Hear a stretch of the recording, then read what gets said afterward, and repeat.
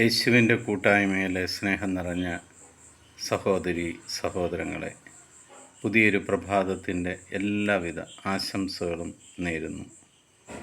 അതിരാവിലെ തന്നെ ദൈവവചനം കൈകളിലെടുത്തുകൊണ്ട് അത് വായിച്ച് കണ്ടുകൊണ്ടും കേട്ടുകൊണ്ടും ദൈവത്തോടു കൂടി ആയിരിക്കുവാൻ ദൈവം നമുക്ക് അവസരം തന്നതിന് നന്ദി പറയാം.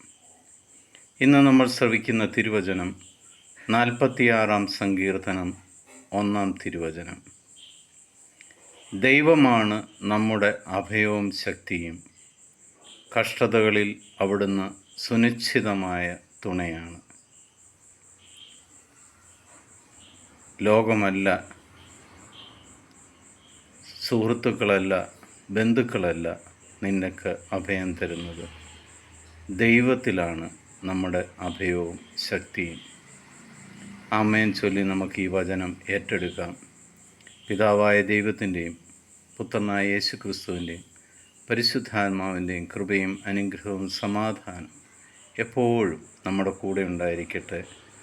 ദൈവം നമ്മുടെ അഭയവും ശക്തിയുമായതിനാൽ നിനക്കെല്ലാ സാഹചര്യത്തിലും നിൻ്റെ എല്ലാ അവസ്ഥകളിലും അവിടുന്ന് നിനക്ക് തുണയായി നിൻ്റെ ഒപ്പമുണ്ടായിരിക്കും. ഈശോ മിശിഹായ്ക്ക് സ്തുതിയായിരിക്കട്ടെ.